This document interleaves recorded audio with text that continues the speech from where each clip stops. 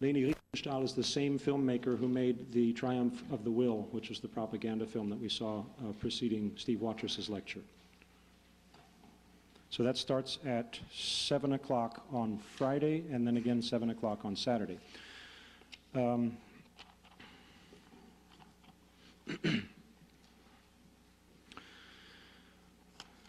Rabbi Dr. Patty Philo will be lecturer in Sonoma, the town of Sonoma, at the Sonoma Congregation Shir Shalom's Purim discussion on ancient text for modern times, exploring the book of Esther.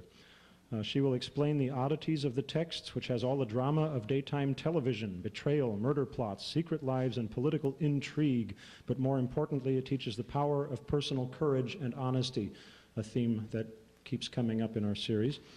And after the lecture, Andy Weinberger of Reader's Books and Laura, lead singer, will be introducing Sonoma's newly formed klezmer swing band. The public is invited to join the presenters for refreshments and the traditional Purim Hamantash on March 23rd at 10 a.m. at the Sonoma Community Center. If you need more information on that, ask me afterwards. I've got a phone number you can call. Well, last week in our keynote lecture, we heard from Nechama Tech about resistance to the Holocaust and lack thereof.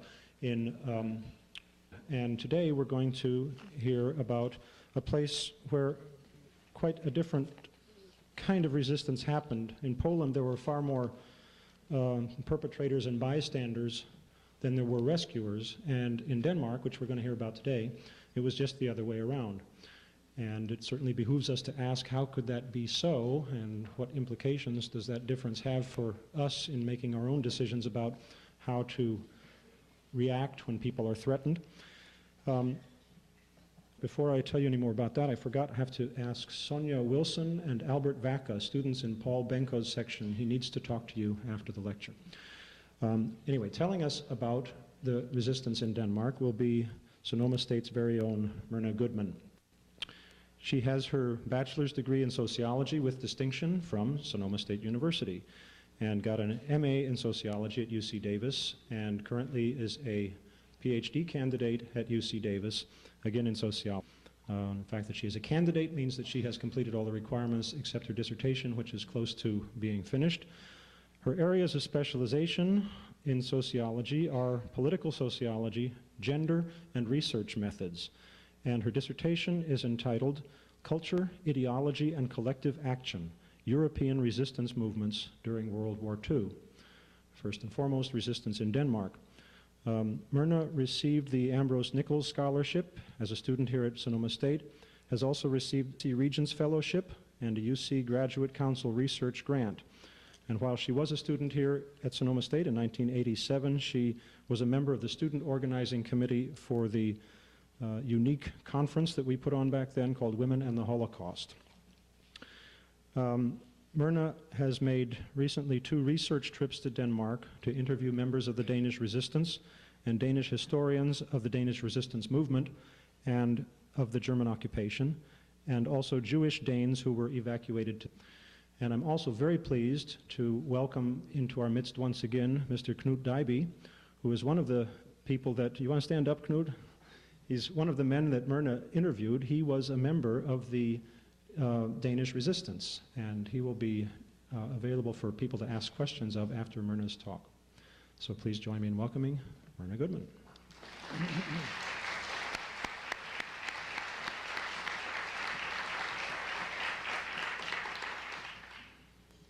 Coming inside on such a pretty day.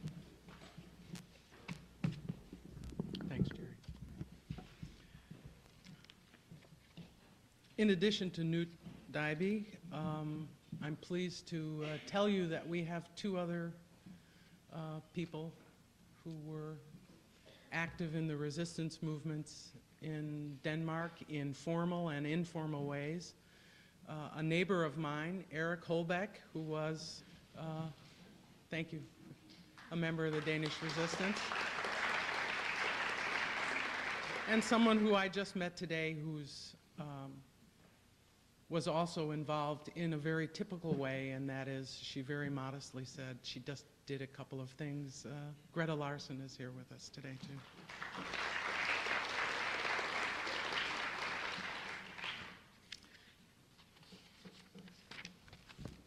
For those of you who don't know the story of what happened in Denmark,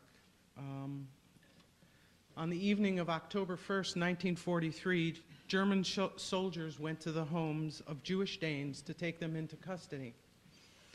They were to be deported to Germany and then presumably to Auschwitz. On the morning of October 2nd, it was very obvious that the action had been a failure. Fewer than 500 Jews had been captured, and approximately 7,000 others had vanished. During the months of October and November, those Jews were transported across the Sound to safety in Sweden. The rescue of the Jews in Denmark has been called a miracle, but it is we observers who call it that. If you talk to Danes who were involved in any way in the operation, they consistently say, we were only doing what anybody else would have done, or we didn't do anything very special, just our duty. An example of typical Danish modesty. So, was it a miracle? Or was it just what we all would have done? I would ask you to keep that question in your head as I go through my talk with you today. Now, during World War II, every nation in Europe, whether it was occupied or allied with the Germans, every nation was forced to respond to Nazi pressure to implement anti-Jewish measures, and those measures were designed to eventually lead to the deportation of Jews to the concentration and extermination camps in Eastern Europe. Denmark was the only nation that openly, selflessly, and consistently defined any threat to the safety of the Jews within its border as a violation of its collective national moral obligations. When the Germans attempted to deport the Jews in Denmark, the climate of tolerance for them provoked nationwide collective action on their behalf. Scholars suggest that the successful rescue of the Jews in Denmark was due in part to the relatively lenient German administration in that country. They also mentioned 3 additional factors that are deemed important. The small number of Danish Jews. I would suggest that that's relative. At the time, Jews represented 0.3% of the Danish population. German Jews, however, represented 0.8% of the German population. Not much of a significant difference.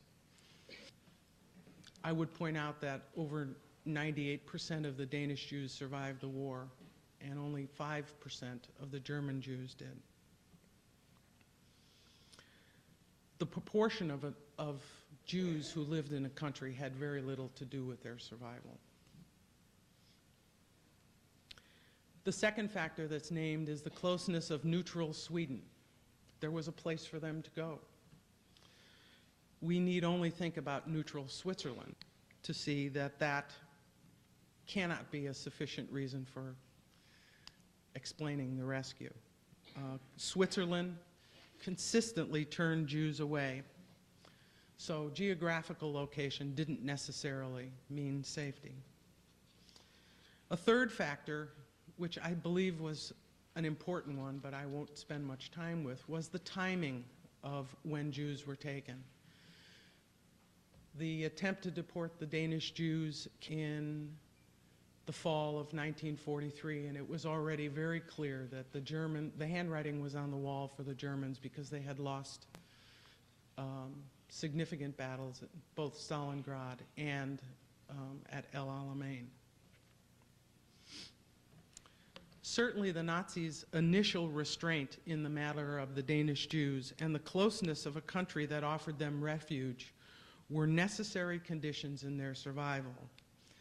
But those facts not sufficiently explain why, unlike every other nation in Europe, the vast majority of Danes so closely identified the protection of the Jews in Denmark, whether they were citizens or not, with the preservation of the Danish way of life, or why the overwhelming majority of Danes believed that any threat to the Jews in Denmark was not only a transgression of Danish law, but also a violation of national mores and conventions.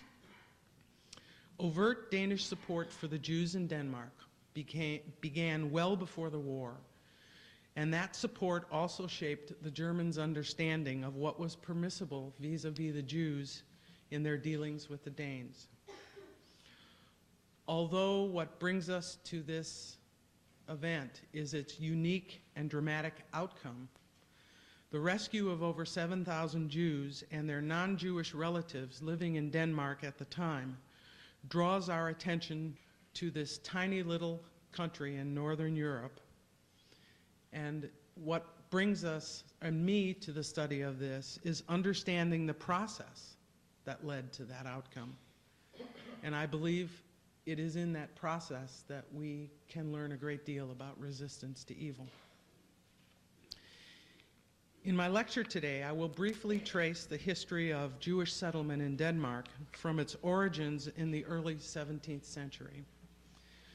The Jewish experience in Denmark was substantially different than that of most other Jewish communities in Europe, and some knowledge of it will help us understand the position of the Jews during the war. I will also discuss some important events in modern Danish history. They foreshadow the evolution of two influential Danish institutions, the economic cooperative movement and the folk high school system. Played a significant role in shaping the character of modern Denmark, and some understanding of their origins will help us understand both Danish society at the time of the German invasion and the skills that the Danes had that greatly facilitated their resistance to the German occupiers.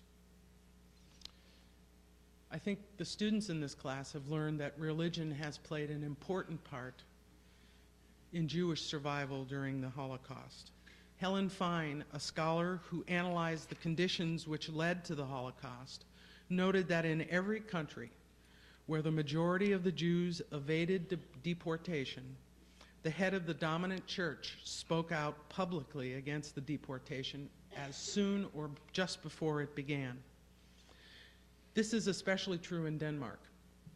I will offer an explanation why the Danish Lutheran Church was very, very different than its German counterpart.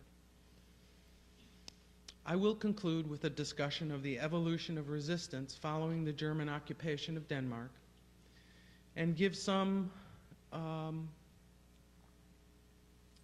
indication of why the rescue of the Jews living in Denmark became an important expression of Danish patriotism. In 1622, in order to promote commerce in his kingdom, like so many of the of Europe, King Christian IV invited a group of Dutch Jewish merchants to settle in Denmark. Gradually, Jews from Germany as well as Eastern Europe settled in the country. Although the small community of Danish Jews continued to live in an atmosphere that was relatively benign compared to the Jews in other nations, their legal status remained marginal until they were granted citizenship in 1814. The royal decree of 1814 legitimized the position of Jews as it had evolved over the years. Jews were granted the same civil rights as other citizens and allowed access to any lawful occupation or profession. But it wasn't until the adoption of the Danish Constitution, and modern Danish Constitution in 1849, that Jews were granted complete civil equality. At that time, and in keeping with Danish law, the state also imposed a confirmation examination for all Jewish youths and asserted its right to approve the religious textbooks to be used in preparation for the exam. Danish children still take that examination. So like their Gentile counterparts at that time, Jewish children were required to take the test at age 14. The test covers basic religious knowledge and also has a component in it as an exam, which tests the knowledge of Danish government and culture. State supervision of this examination for all children, especially the Jewish children, meant that all citizens would have a fairly uniform set of beliefs about what it meant to be Danish. While obtaining full civil equality had a manifest function of eliminating any remaining discriminatory practices and granting Jewish Danes the same rights as other Danish citizens, it also had an unknown at the time or latent function, and that was Danification of the Jewish community. At the end of the 19th century, distinctions between Jews and Danes had pretty much disappeared. By the 1920s, the Jewish population of Denmark had reached 6,000. Included in this total, the number of Jews who had settled in Denmark after fleeing a wave of persecutions or pogroms that had occurred early in the 20th century in Russia, Western Poland, and the Baltic. And if there are any Jewish students here, there's a good possibility that your great-grandparents or great-great-grandparents came to this country at the same time. They didn't stop in Denmark like some of these people. The presence of these refugees from Europe counterbalanced a trend towards assimilation and inspired a revitalization of the cultural, religious, and social activity in the Danish Jewish community at that time. At the time of the German invasion, in April 1940, there were just under 7,600 Jews living in Denmark. 1,400 of them were young German, Czech, and Austrian refugees who were training on arms in preparation for their eventual emigration to Palestine, members of the Youth Aliyah. Prior to the German occupation, Denmark had a mixed record of aiding refugees from Germany. Immigration was severely restricted in the 1930s, but Danish women's organizations were successful in increasing the number of German children who came to Denmark for summer vacations. Through the efforts of the community and with the assistance of government officials, the number of young agricultural trainees was increased just prior to the outbreak of the war. In general, however, the Danish record in the matter of allowing emigration of Jews fleeing German persecution is as dismal as that of most countries in Europe as well as the United States. The high rate of intermarriage, assimilation, and social integration among the Jewish Danes was a crucial factor in their eventual rescue.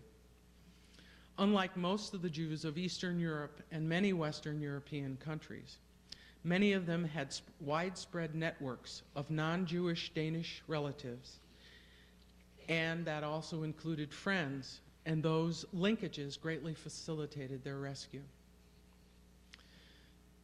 The Jewish population lived in relative safety until the Germans declared martial law in 1943.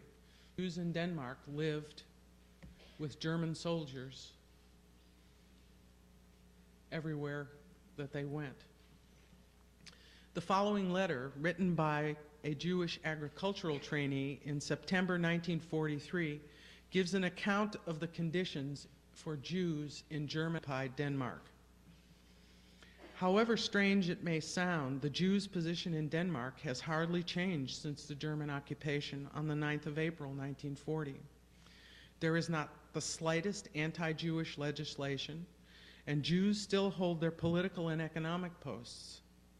In spite of repeated demands on the part of the Germans, the government has refused successfully to introduce any anti-Jewish laws.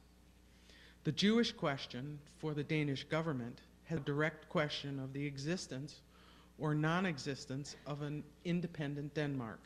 And it has, and this applies to the king as well, refused to be daunted by threats.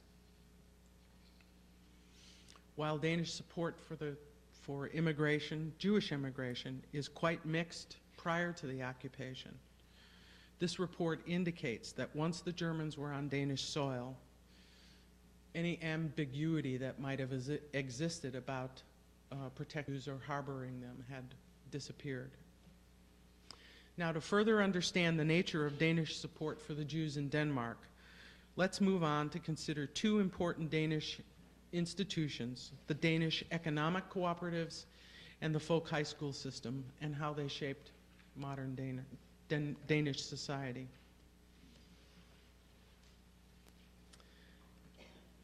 The characteristics of the modern Danish nation have many of their origins in the unfolding of its modernity. In what has been called the Silent Revolution of the late 18th century, agrarian reforms in Denmark resulted in the breakup of large estates and the redistribution of land to small farmers and the peasants. This is fairly unusual in Europe. The resulting increase in agricultural production led to prosperity in the provincial towns and to a steady rise in the standard of living of both the peasants and a substantial middle classes. Laws were enacted to prevent the merger of peasant farms with each other or with larger properties. There were laws enacted purposely to keep farms at a limited size. Thus, in Denmark, unlike most other European countries, the distribution of acreage of small and medium-sized farms were protected by law, and the peasant class became a pillar of Danish society. For those of you who know any history, you know that the Russian and certainly the Polish peasants did not get as nice a break, and it took them quite a while to move into the modern world. In the late 19th century, world wheat prices fell because increased American and Australian production flooded the market. Denmark at that time was a wheat-producing nation, as were most of the countries in Europe. Now, the solution that most of Europe took was to impose high import duties on agricultural products. But Danish farmers, using that Danish ingenuity that they have become so famous for, developed an alternative strategy. They realized that English farmers generally sold their whole milk directly to the nearby towns. So English farmers weren't in the business of doing anything, taking their milk and delivering it to the towns. What that did was to leave the English market for processed dairy products open. And Danish farmers began to specialize in the production of that famous butter and cheese that they are still known for. The continued success of the Danish dairy industry was made possible by the innovations of the cooperative production societies that were established to distribute the associated with marketing perishable commodities. This was before refrigeration. So you never knew you could be, and also before airplanes, you could send something across the channel to England packed in ice, but the boat could get stalled, the ice could melt, and the eggs or cheese could spoil.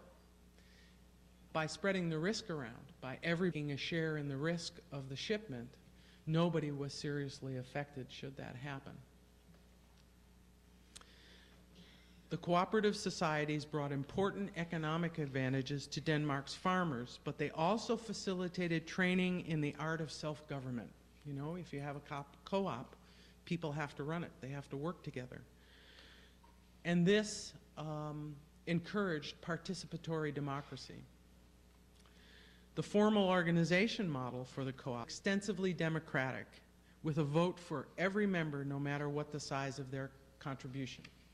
So Danish farmers were living democracy every single day through their economic associations. The Danish system of economic cooperatives was highly developed at the time of the German occupation. In 1939, of the 205,000 farmers in Denmark, over 190,000 were the members of or more cooperative associations, and the network of cooperatives was ubiquitous. A typical Danish farm was connected with the outside world through a network of cooperative agencies. Farmers bought their necessities at their cooperative retail stores. They borrowed money and placed their savings in a cooperative bank. They bought their fertilizers, fodder, and seeds from a cooperative buying and import association. Their cement came from the cooperative cement factory, and their electricity from a cooperative power plant. Farmers delivered their products, their milk to the cooperative dairy, pigs to the cooperative slaughterhouse, eggs to the Danish Cooperative Egg Export Company, and cattle to the Danish Cattle Export Cooperative. It was not unusual for farmers to belong to at least half a dozen cooperative societies covering the entire of their economic needs. Systematic development of cooperatives was also common in the urban areas as well. And the labor movement was closely associated with urban consumer cooperatives. There were bakeries, fuel purchase associations, and building enterprises. The cooperative movement spread to workers' cooperative housing associations, barbershops, life insurance companies, or cooperatives, breweries, milk supply societies, and banks. The urban cooperatives that were organized in large part by the same trade unionists and occupational groups that eventually became the backbone of the extensive networks of Danes that coordinated and carried out the rescue of the Jews in Denmark.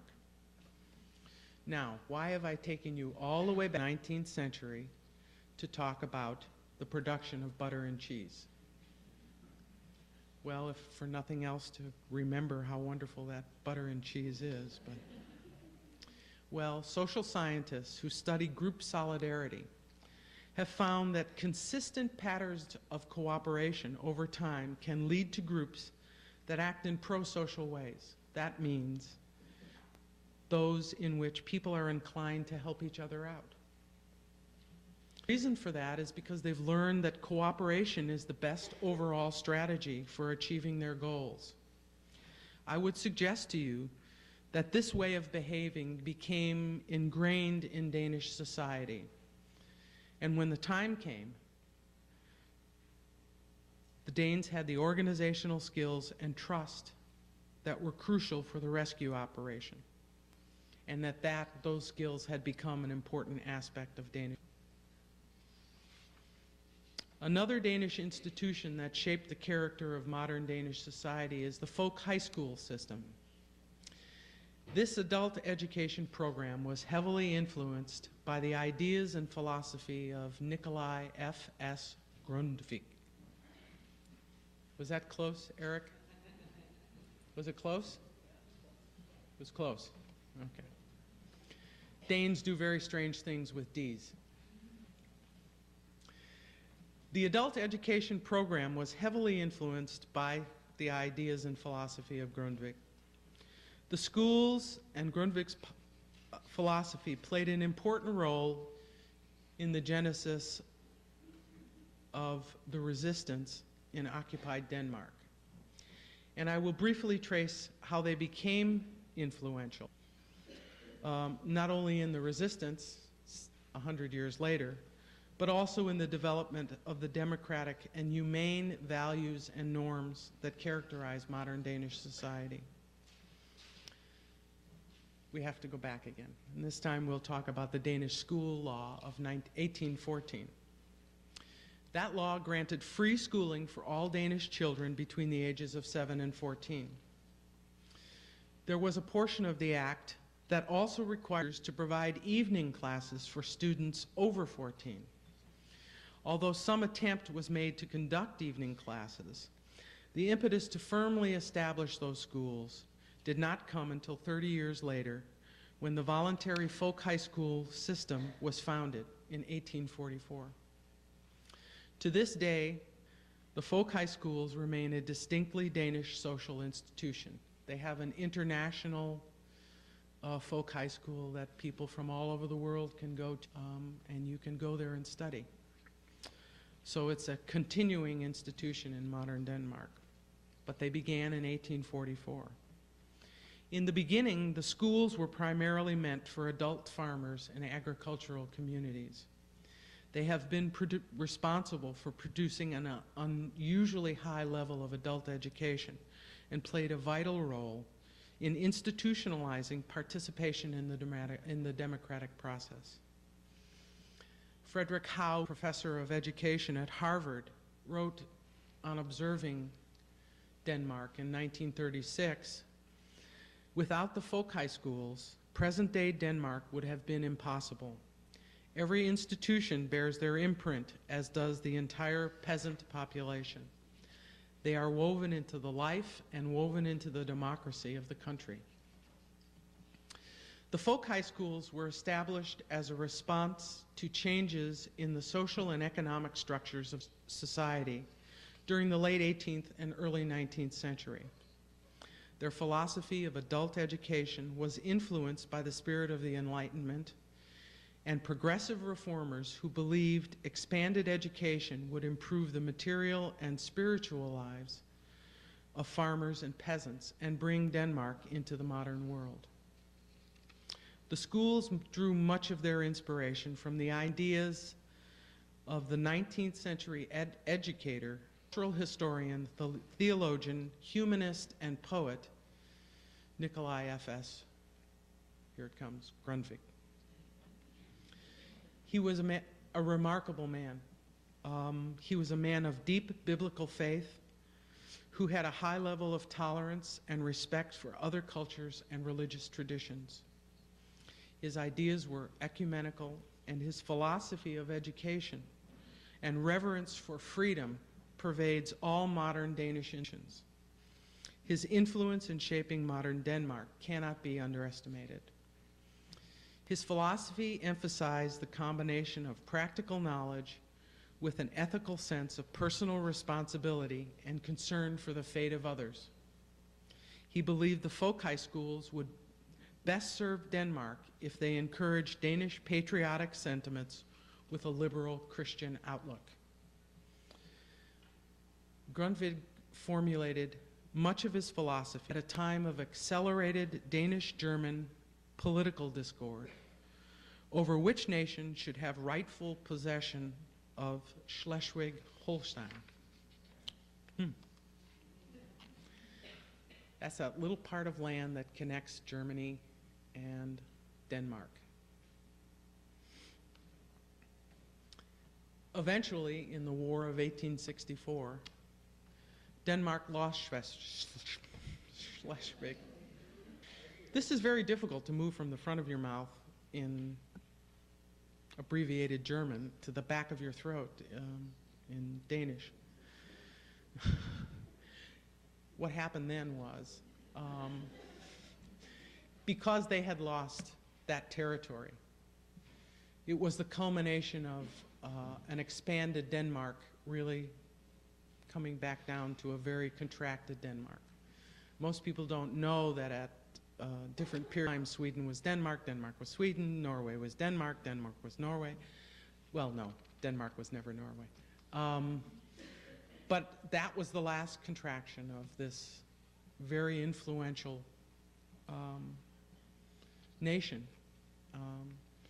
And Danes took to a great deal of self-examination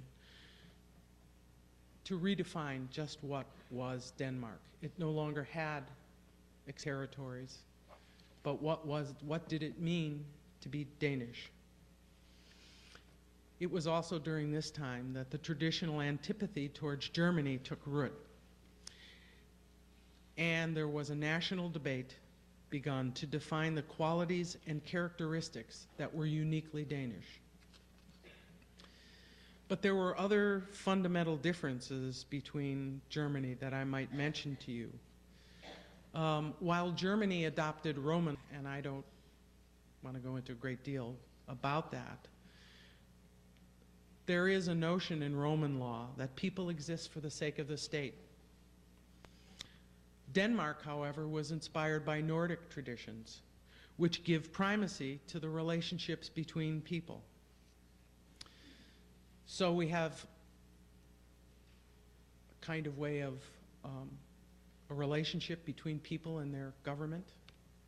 And then we have Grundtvig. And he also expressed a spirit of Nordic philosophy and would often spout the Nordic dictum that freedom is a matter of relationships between different people, not solely a relationship between the state and the individual. A primary goal of Grundtvig's philosophy was to synthesize the concepts of Danish patriotism, Nordic culture, and liberal education to produce a modern Danish peasantry and, by extension, a modern Danish citizenry. The philosophy of Grundtvig and the influence of the folk high school movement on the definition of Danish nationalism had subsequent important effects on the strong social solidarity which characterized 20th century Denmark. Although Danish politics during the late 19th century were also influenced by political and economic circumstances, the liberalism of the Danish folk high schoolers was important in shaping the liberalism of the entire populace.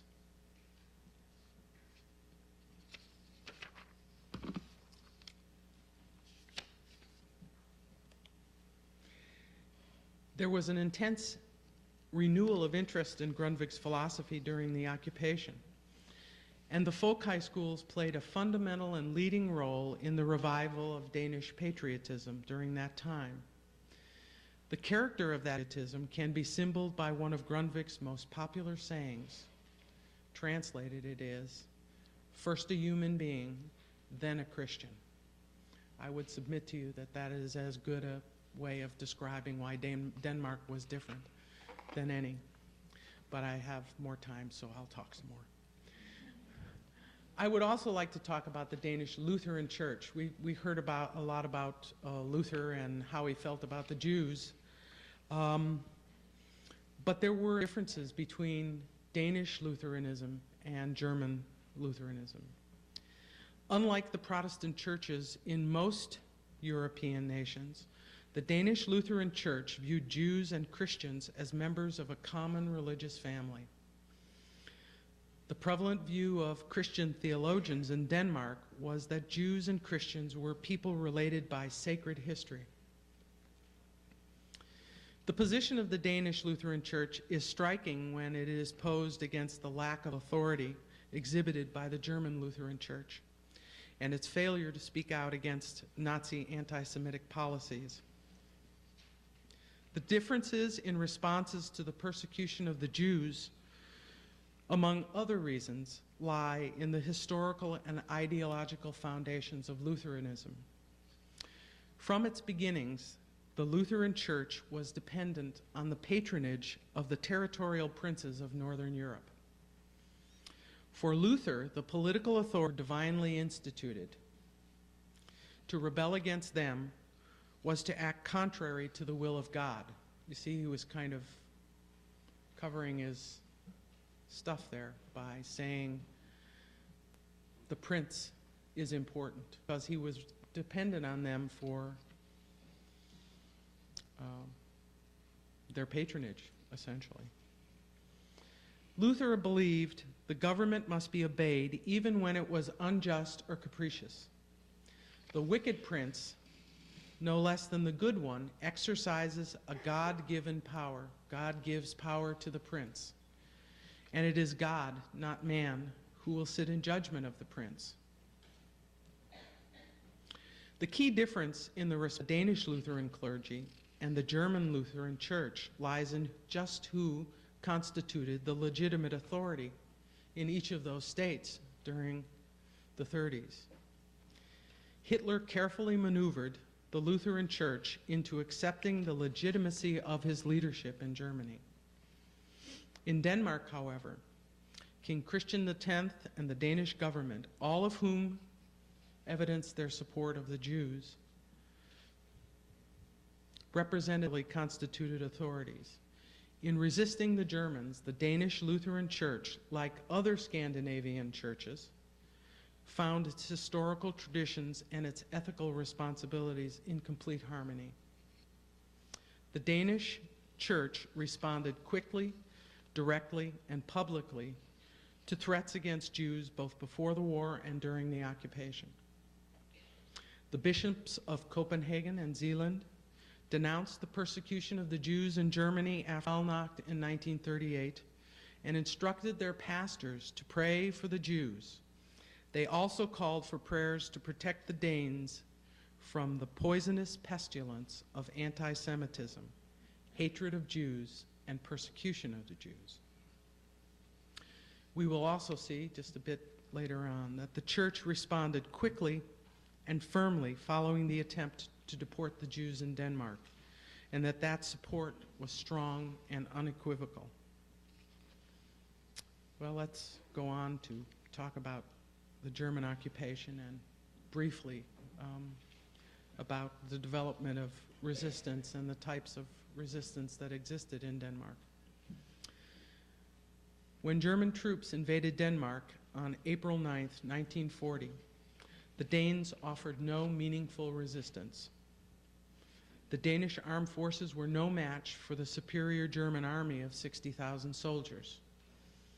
In a policy called naive, the Danes had disarmed. They were neutral during World War I, and they disarmed and had only a very small armed forces as the Germans built up their army. And remember, Germany and Denmark is connected by land. And in fact, I have a little map here that we can share.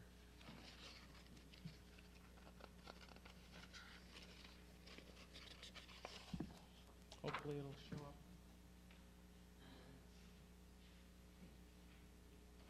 Pictures.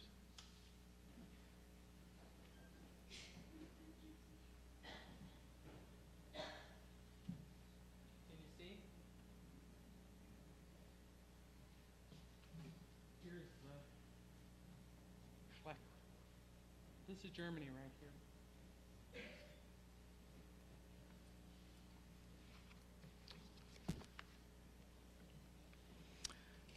So the Danes surrendered immediately.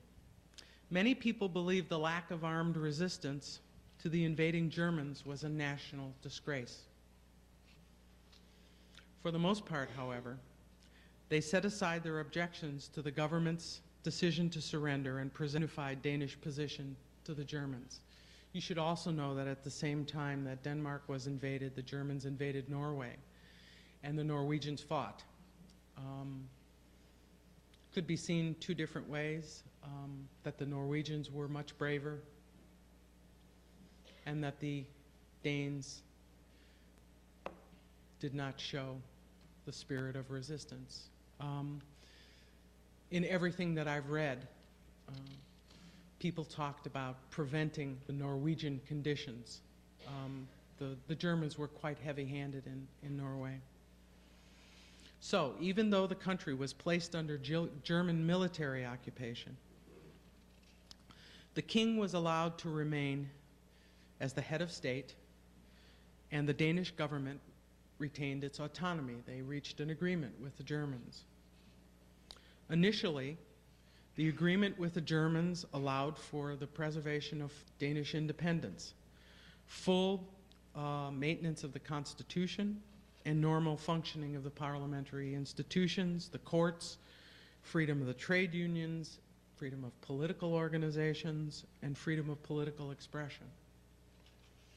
government officials adopted a policy of negotiation and accommodation with the Germans because they believed it was the only course of action which would allow for the preservation of Danish independence.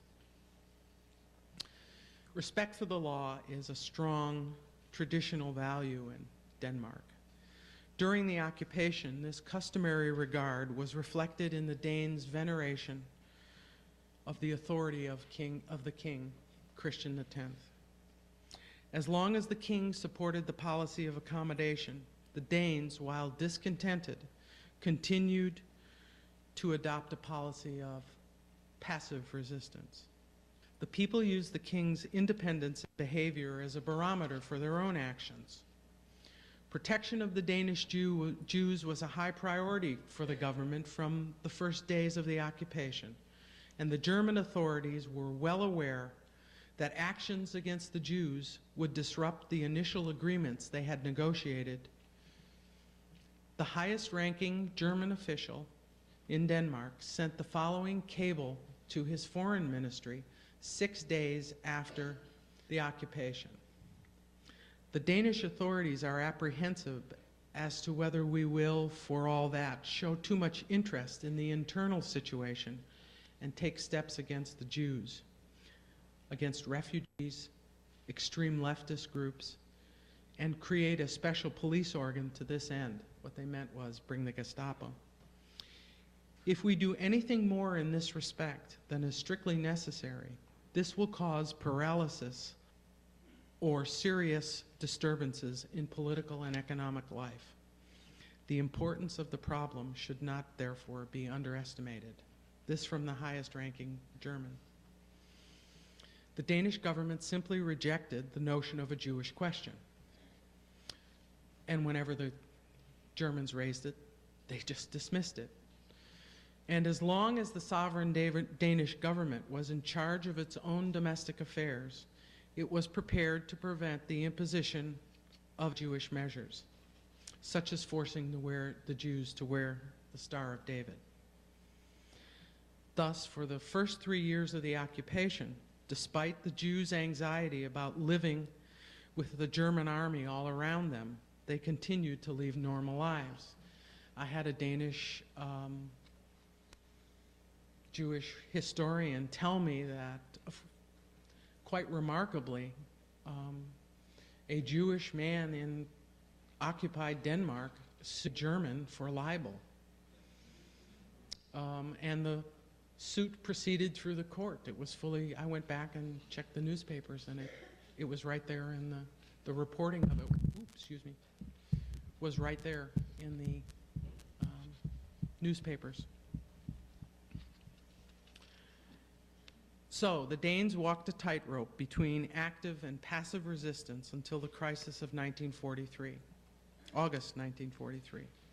Up until that time, resistance to the Germans was primarily passive and primarily marked by open contempt for the Germans. The resistance also had a characteristic Danish humor about it. German soldiers had been given a handbook which instructed them on how to talk and behave as this occupying force in Denmark. But they did not manage to make any sort of contact with the Danish people. The Danes simply just looked right through them. They didn't see them. They stared through them as if they were made of air. They walked right through the ranks of marching columns, and if a German asked for directions, he got no answer, even though the Dane might very well understand German. It was the beginning of something the Danes called the cold shoulder. And they developed the cold shoulder into a fine art. The cold shoulder was a symbolic affirmation of Danish patriotism. People put badges in their buttonholes that had portraits of the king, the Danish flag, the British flag, the colors of the RAF, or simply the letters DKS, which stood for the cold shoulder, SDU, or chuck them out, or KLUMP, these are for Danish words, long live the king, out with the mob. During times of ambiguity, and social uncertainty, participation in public rituals can reinforce prior connections or establish new bonds between individuals and the moral communities on which they depend. The passive acts of resistance, embodied in the public displays of the cold shoulder, allowed individual Danes to reaffirm their Danish and produced an intensified awareness of their bond with each other. There were also public displays of solidarity at large gatherings, songfests, or as they were called, allsang. Danes gathered at these songfests to sing patriotic and religious songs. There is a report that at a student-led songfest, students requested that the audience sing the two national anthems dearest to their heart. The Germans present were not pleased to hear the Danish national anthem followed not by Deutschland über alles, but by Hatikva, the Zionist anthem. With the Cold Shoulder campaign and public acts of patriotism, the Danes openly expressed their contempt for the Germans, as well as their solidarity with each other. Danes also began reaffirming their national identity in the form of reinforced nationalism, or patriotism. There was renewed interest in studying the history of modern Denmark and the philosophy of Grundtvig with its special mixture of patriotism and Christianity, and that philosophy took on new significance. In the first days following the occupation, pre-existing civic and cultural groups to discuss the best methods for preserving and fortifying the Danish national identity at their regular meetings. Danes have a propensity for joining organizations. There just about wasn't anybody who I talked to in Denmark who wasn't a member of some group. Many of the people who became active in the resistance were members of shooting clubs or sports clubs. Danes like to shoot. I don't know, do they like to kill things? Do they like to kill things? No, just shoot. Okay. Thank you, Eric. 4 major groups emerged that eventually played a significant role in shaping resistance to the Germans. The first were the Elders' Councils, and those consisted of people whose roots were in the Folkeheisment and in Grundtvig circles, places, groups of people who discussed the philosophy of Grundtvig. The second was the Danish Youth Association, a coalition of national youth groups, which was financed and guided by the Elders' Council. The third group, very loosely organized, but extremely effective, was the underground press. And the fourth group really formed study circles. Now, the Elders' Council was composed of prominent members of the clergy, well-known teachers and theologians, and members of various civic and cultural groups, as well as members of the Danish government. The Danish Youth Association eventually became the umbrella organization for grassroots groups of people of all ages. The movement generally assumed the form of cultural activity for its own sake and aimed to strengthen the national consciousness by study of the country's nature, people, and history. No running out to get guns and start blowing things up at first. At first, it was a matter of remembering who they were and where they had come from and what was important to them. The underground press eventually had a higher circulation than the German-controlled regular press, and also was much more influential because they knew that the information in it was reliable and accurate. The growth and influence of the underground press was due in part to the well-organized Danish social structure, which made it easy to find people who could write, print, and distribute Finnish newspapers. It was also important because they found people who would finance the operation. underground newspapers consistently and vigorously protested the actions of the Germans' authority and the policy of accommodation and negotiation.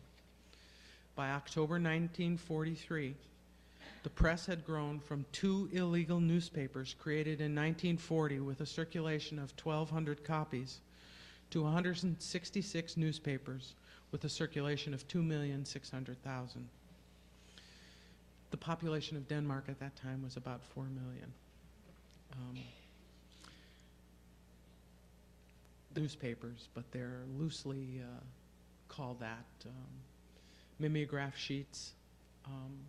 They were started by all sorts of political and cultural groups. And of course, young people were very, very instrumental in starting them.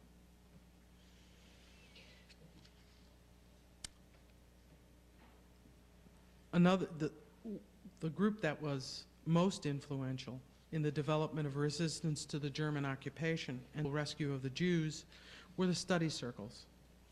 Small, loosely formed groups, reminiscent of the Grundtvig circles, that were so influential in the participatory democracy that characterized the social movements of the late 19th century in Denmark and had come to typify Danish collective activity. The primary purpose of the study circles was to encourage support for national and cultural unity and to stimulate passive resistance to Nazi influence. Study circles were founded and organized along occupational lines: architects, engineers, doctors, teachers, clergymen, civil servants, trade unionists. The object was to activate as large a part of the Danish people as possible. One final note on passive resistance. During the occupation, the pronouncements and opinions of the king became a political and moral barometer for the average Danish citizen. A profusion of stories circulated about the king's support for the Jews during the occupation and his stated desire that the Danes endure the German occupation with self-control and dignity. Most of the stories are not factual, but at the time people believed they were true, and that was what was important. While the stories emphasized the king's opposition to Nazism, sharply reiterated the traditional Danish antipathy towards Germany and things German, they also placed authority for support of the Jews with the king. According to one of these legends, the king responded to the German ambassador when he used the phrase Jewish question, and he was supposed to have said, "There is no Jewish question in this country. There are only my people." But the most important fairy tale, remember this is where Christian Andersen is from, the most important fairy tale from Denmark is the one that states that King Christian X put on the yellow star of David when the Germans ordered the Jews of Denmark to wear them. How many people have heard that the King of Denmark? The Germans never required that the Jews in Denmark adopt the yellow star, and the king never wore one. If you meet a Dane, they will be very happy if you don't tell them that. They have some, that was a litmus test. You know, I went to Denmark, had a few people that I knew before I went, but every person, especially historians that I met, said to me before we got to chat, they said, "You know the story of our king and the yellow star." And it was their way of testing whether I was yet another American Jew come to Denmark to find out about the miracle.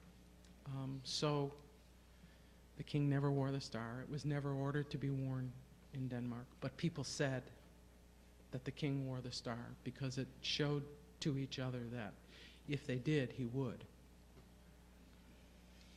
So these stories place strong moral authority for support for the Jews with the king, and they tell us much about solidarity with the Jews. By the summer of 1943, the Germans were determined to use stern measures to stop the increasing number of acts of sabotage directed at rail supply lines which brought, among other things, badly needed Danish meat and butter to Germany. It's hard to convey the fact that rail lines would be blown up, the Germans would fix them, they'd be again. And there were lots of people doing these kinds of things. Eric showed me a piece of railroad track that he uses for a bookend. More Danes were willing to engage in active resistance, and they were also sabotaging local factories that were turning out materials for the Germans. There had been a series of events that radicalized Danes. Danish communists had been arrested, but probably the most important one was the Danish ultimatum, which among other things imposed a mandatory death penalty for saboteurs. This was a direct violation of the Danish Constitution, and remember, the Danes said, we're going to go along with you as long as you respect our Constitution. The government, which during periods of crisis tried to cooperate and accommodate the Germans, accede to their demands, could no longer do that. And on August 29th, 1943, the Danish government resigned. The Germans were furious. They placed the king under house arrest. They declared martial law, and that meant that the German army, which had been around, now controlled Denmark. The highest-ranking German official, Werner Best, was displaced, and the Germans moved harshly against the Danish resistance movement.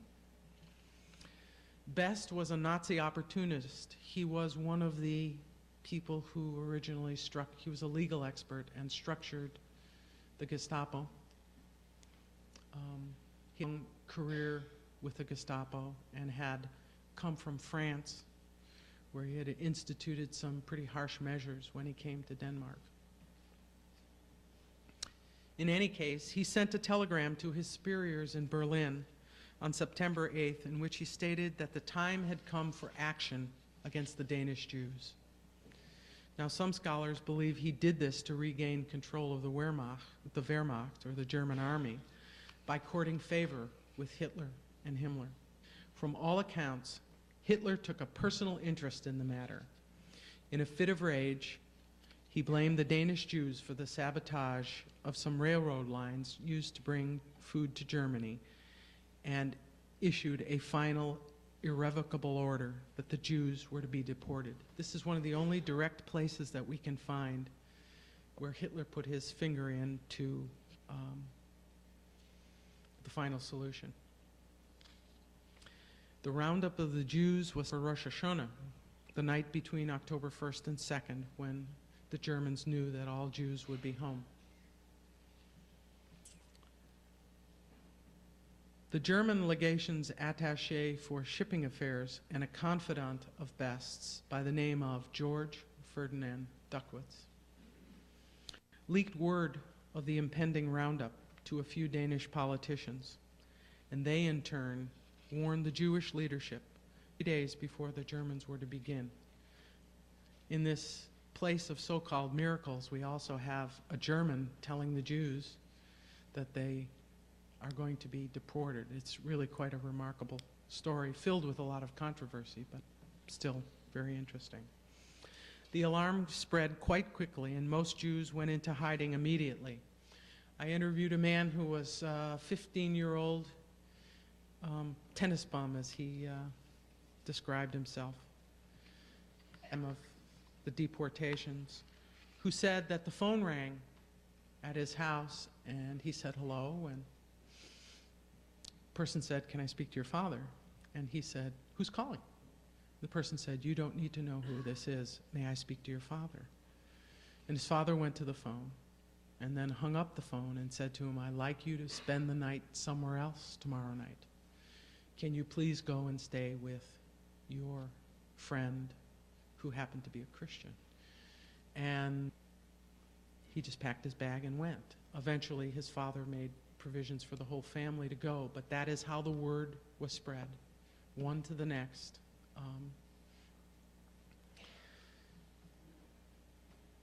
Danes who learned of the forthcoming action against the Jewish community were outraged and immediately tried to help Jews in whatever way possible, despite the dangers they were exposing themselves to. Countless stories of this. The one that I enjoy the most is an ambulance driver who didn't know any Jews, but he had his ambulance, and he went to the phone book and went through the phone book looking for all the names he thought might be Jewish, calling people up, offering to take them somewhere where they might be safe. It's those kinds of stories that you hear over and over again. By Sunday, October 3rd, I mentioned the Danes, lost my place. There was no confusion about the moral imperatives Danes were expected to follow or what their course of action should be.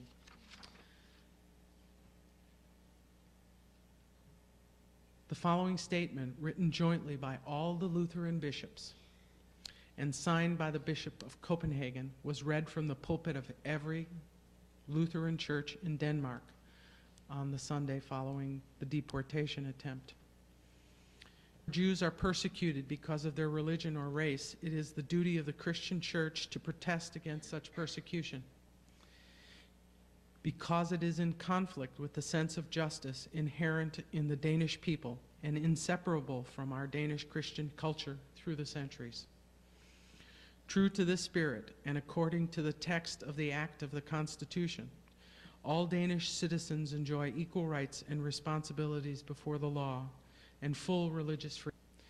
We understand religious freedom as the right to exercise our worship of God as our vocation and conscience bid us, and in such a manner that race and religion per se can never justify that a person be deprived of his rights, freedom, or property. Our different religious views notwithstanding, we shall fight for the cause that our Jewish brothers and sisters may preserve the same freedom which we ourselves evaluate more highly than life. With the leaders of the Danish Church, there is a clear understanding of our duty to be law-abiding citizens who will not groundlessly rebel against the authorities. But at the same time, our conscience bids us to assert the law and protest any violation of the law. We shall therefore, in any event, unequivocally adhere to the concept that we must obey God before we obey man. Without hesitation, this number of Danes hid Jews in their home. They arranged escape routes across the Sound. They brought boats to transport them. They drove Jews to fishing villages. They brought them to the small inns at the northern part of Zealand.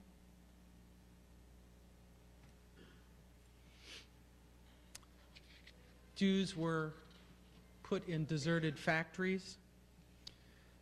They were put anywhere they could. Their escape could be arranged. I interviewed a woman who had been in a study circle, Danish intellectual who had connections to other intellectuals, who said she just received a phone call one day. Her a school for girls, a cooking school for girls. So there were a lot of comings and goings, and someone said, "We have someone who needs to stay with you. Would that be okay?" Of course, she said. And so that one became two, became three, became four. Remember, this happened over a period of 2 months. So she had people moving in and out. They'd leave at night, they'd come during the day.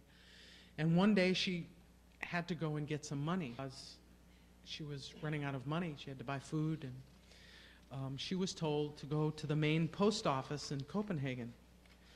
And she was on the train going to the post office, and she noticed a young man sitting across from her who looked very upset. And the more she watched him, the more upset she got. And she wrote on a little piece of paper, "Do you need help?" And she handed it to him. And he just looked at her and went. And she took another little piece of paper and she wrote on it, "Follow me when I get off the train." She eventually went to the post office and picked up quite a sizable amount of money that she didn't know where it came from, and took him back to her home, and eventually, after a couple of false starts, got him on the boat to a boat to Sweden. Obviously were some large concentrations of people who went to some large places, and among them were 2 hospitals in Copenhagen. Remember those occupational groups? Well, the doctors and nurses in Copenhagen, who had very early on in the 30s signed petitions protesting the treatment of Jews in Germany, and then eventually sent to the government saying, if you lift a hand and do anything that the Germans want in terms of anti-Jewish measures, we will all go out on strike. You will lose all of our support. So they brought about 1,200 Jews to this large hospital, which has a park-like grounds to it. Sometimes the ambulance drivers brought them. Sometimes they took them out in hearses. Very active and very clever. Commercial fishermen all along the coast were pressed into service. Now, it's true that most of the fishermen were paid, and there are a lot of people who are very cynical who say that. Well, you know, the Danish Jews were saved because the fishermen were paid. What's important is the logic in all of this, because you have to get the fishermen to want to do this. I mean, not everybody, everything on principle. And they were engaged in dangerous and illegal transport. And while a fisherman was taking Jews across the Sound, he could not make his usual living. And he faced the consequences of possibly having his boat confiscated or worse. In any case, the most important point here was there was never one Jew, not one Jew, who refused transportation because they couldn't pay. Everybody was paid for, and it wasn't just Jewish money. It was money from all over the country. I've read accounts of students going out into the countryside, hitting up the rich people that their parents knew just by going and asking them and telling them they had a good cause. Could the person spare some money?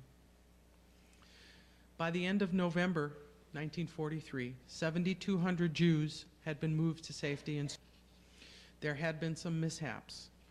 80 Jews were captured in the church in the small village of Gillelei, which was one of the jumping off places.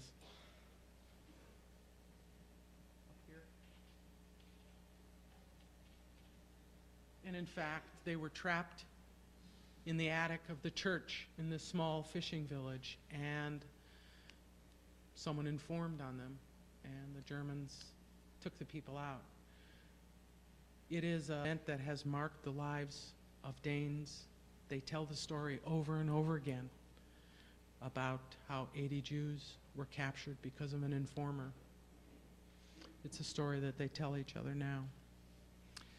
50 people were drowned while crossing to Sweden, and some people were so distraught at the thought of falling into the hands of the Germans that they committed suicide. 464 Jews were captured by the Germans and transported to Theresienstadt. It's there that the story usually ended for most Jews, but the Danes continued their support for them by sending maintenance payments to Danish citizens in Sweden. And more remarkably, they sent food parcels, medicines, and clothing to the Jews who were deported to Theresienstadt. They didn't. Just before the end of the war, the Swedish Red Cross relocated them, both the Jews in Theresienstadt, to Sweden. And in fact, they took them overland through Copenhagen, and I had someone tell me that that was the hardest thing that they had ever to endure, that being deported was bad, but to be brought back only momentarily, to then be brought to Sweden, was even harder. After the war, most Jewish Danes returned to Denmark and found, unlike other places in Europe, their homes and their belongings intact. Eric Green, his father, had turned the business, had given the keys to his business to a Gentile working for him when he left for Sweden. When he came back, he was given back the keys and everything was still there. It was especially interesting considering that he was a manufacturing jeweler and there was a lot of gold around. There are reports of people coming back and finding their plants had been watered and that nothing had been disturbed. A young woman who, well, she's not a young woman anymore, who had been carried over as a baby, remembered the story that was constantly told in her family about the fact that they had left the keys to their apartment with a neighbor when they left, and when they came back, the neighbor was very, very distraught and upset. And she said, her mother said, why is there something wrong? And she said, I have to tell you, my son was taken for forced labor in Germany, and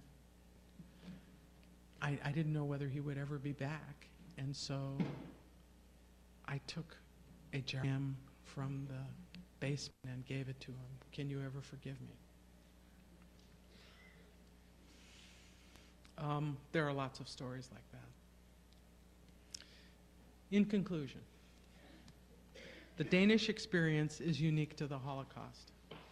Although few Western European countries actively supported the German attack on the Jews, most were willing to sacrifice some of the Jews in their borders to the Nazis, no matter what the level of German domination. After the Nazi defeat of France, the French withdrew their protection of the German and Polish Jews who had found refuge in France and were not French citizens. The Vichy government adopted and administered anti-Jewish laws and cooperated in the deportation of some Jewish French citizens. The Jews of old Bulgaria escaped deportation, but the Bulgarian government cooperated in the deportation of 10,000 Thracian and Macedonian Jews to Auschwitz from territory they had acquired as a result of their political alliance with the Germans. Although the government of Italy passed anti-Jewish legislation, the large majority of the population had little enthusiasm for anti-Semitism, and Italians never supported the government's anti-Jewish policies. Individual Italians actively assisted Jews in deportation, but unlike Denmark, there were no broad-based collective efforts to assist the Jews. Cultural differences also contributed to Italian Jews' survival. Italians, Jews, and Catholics alike, just the law. Jews did not show up when ordered to be deported, found it easy to find false documents from their non-Jewish friends, and became as adept at fooling the authorities as their non-Jewish compatriots, who were busy evading military conscription, labor conscription, and saving foods from requisition and supplying the black market. But unlike the Danish Jews, the majority of Italian Jews who escaped did so. They had to use their own resources, find their own rescuers, and deal with individuals rather than organizations. The rescue of the Danish Jews was distinctive primarily because of the political climate and Danish solidarity produced a normative atmosphere that encouraged support for them. The experiences and cultural practices of the economic cooperatives fostered the mutual trust necessary to ensure the safety and eventual rescue of the Jews in Denmark. We should also remember that Jews and Danes considered themselves members of a common community. The Danish experience shows us that a society with an embedded tradition of cooperation and pre-existing networks of trust could facilitate the coordination necessary for the success of the rescue. Prior to the German occupation, the comparatively small Danish population had been highly involved in a variety of organized political, educational, recreational, agricultural, industrial, and craft organizations. When it became necessary, a large number of citizens, acting collectively and with the assurance that they could trust and receive support from each other, translated their deep convictions into a uniquely humane, decent set of actions. Thank you.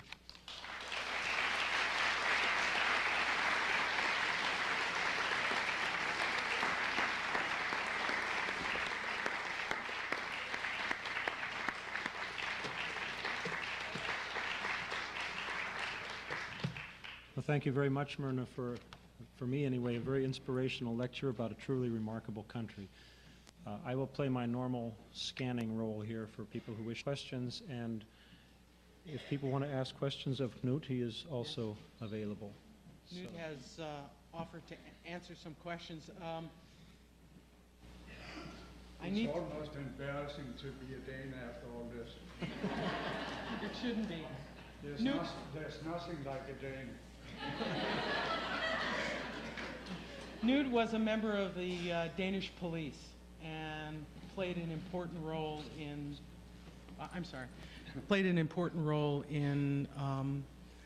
getting Jews in Copenhagen to boats that took them across to Sweden. If you have a question for him. Hello? Yeah, maybe you could just tell about one experience of We'd like you to tell about maybe one experience. Yeah, I was standing with some Jewish people on a corner waiting for a streetcar. And then we saw a German patrol. They were patrolling the streets up and down with their machine guns in their hands. And we jumped into a street excavation. And I'll tell you, it's no fun to stand there and see whether they go back or not. And then, but finally they went by without seeing us.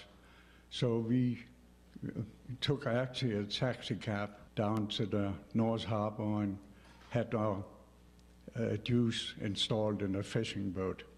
And it was so nice the day after to have the report that the boat was back again. But not only, we didn't not only take Jews to Sweden. There were 20,000 refugees in Sweden. And personally, I took some Allied airmen, some German deserters, and my last boat was 14 Estonians that we sent over to Sweden. Joe.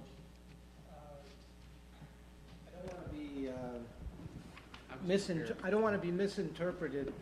My own biases are very much pro-Denmark, but I think it should be made clear that the piece of the story that has been told here doesn't include the fact that there were Danish collaborators, there were Danish Nazis, that if all of the countries in Europe had practiced the extent of passive resistance that Denmark practiced from 1940 to 1943, the Nazis would have been very happy and quite possibly would have won the war.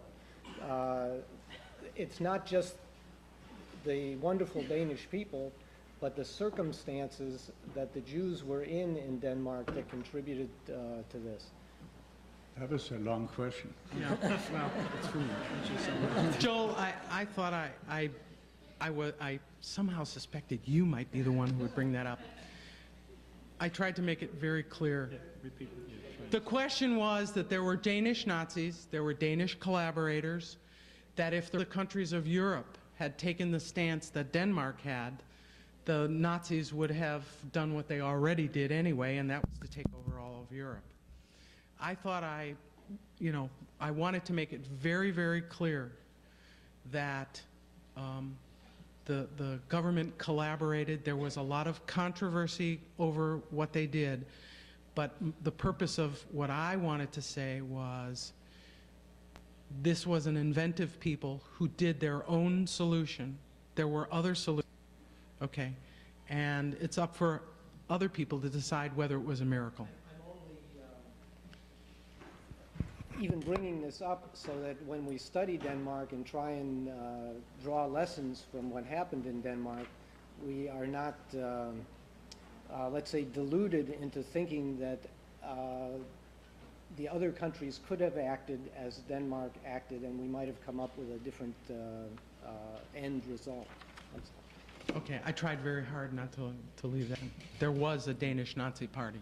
For those of you who couldn't hear that, he just wanted to clarify, Joel wanted to clarify that his point in bringing it up was that we would be deluding ourselves if we believed that because of what the Danes did and the way they worked, that therefore the same thing would have been possible everywhere in Europe. He is emphasizing the special conditions that existed in Denmark that allowed and moved people to act the way they did. There were a small Nazi party in Denmark. I was personally reported to the German head command for anti-German activities. So naturally, there between these people, and you also got to realize that there were a lot of, in Denmark, the people were, all over Europe actually, they were anti-communists, and they did exactly love Russia. And some of the Danish and Nazi people, in fact, some of them made part of a regiment, but they insisted that they could only be set in on the Russian front. Our Danish guest? You elaborate a little on the reprisals. Reprisals from, German is was 10 days, something like that. Reprisals. The question is, could he elaborate on the Nazi practice of reprisals against the Danes for actions taken against Nazis? If one Nazi soldier was killed, were 10 Danes then killed, or what was the situation regarding reprisals? I didn't get the question. The question was, could you comment on German reprisals, where they would take 10 Danes and No, the German... given money for support of their dependents, and that very provision was also used later on to send money to the Jews in Sweden. So it's another contradiction. Okay, in the back there. Involved in the resistance and help in aiding rescues, or was that the philosophy of the Danish police force to aid the rescue? Was it the philosophy of the Danish police force to aid the rescuers? Were most Danish policemen involved in the rescue? The Danish police, of course, they're always somebody that goes straight to the law, but we were a few Danish policemen that were participating in anti-German activities. So much so that on the 19th of September in 1944, all the police stations in Denmark were surrounded by the Germans with machine guns and small cannons, and they arrested 1,900 of my police colleagues and sent them down to Neuengamme and Buchenwald, where many of them got sick and died. That was because we didn't go, we didn't do what the Germans wanted us to do. Back? The official position of the Swedish government, and if that was representative of what was happening with the refugees, what was their informal position?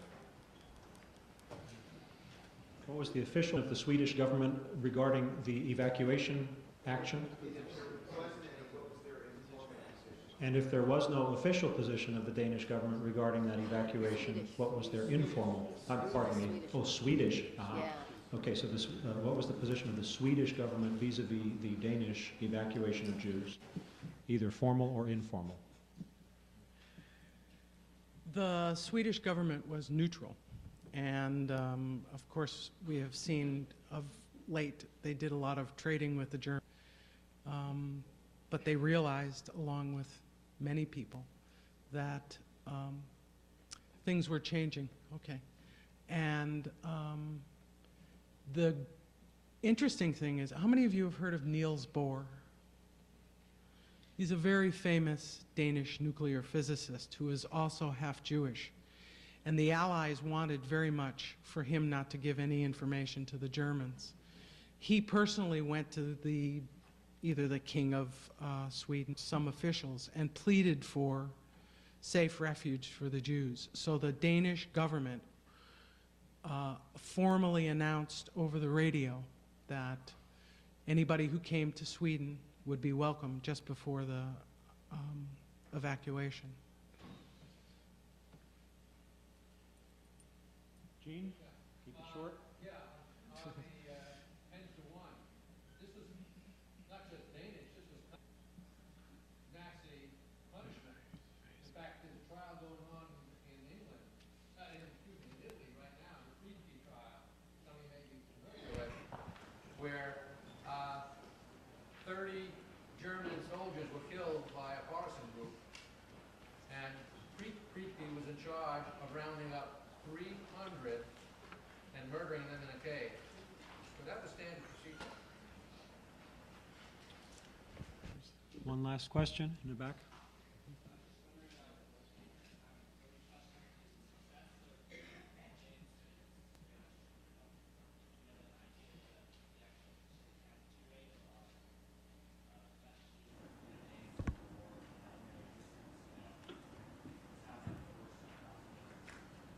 If I heard you correctly, you're asking about the actual casualty rate of Jews, but of Danes in general during the war?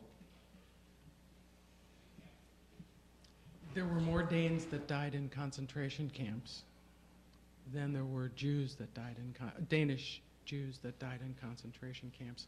I don't remember the exact number, but the Danish police went through some pretty brutal experiences. And most of the people who died at Theresienstadt were either, the Jewish Danes were older people who may have been ill before they went, or who suffered great kind of emotional shock that led to a deterioration. Eric, one more question, Eric? Yeah. I think it's worth noticing the Danish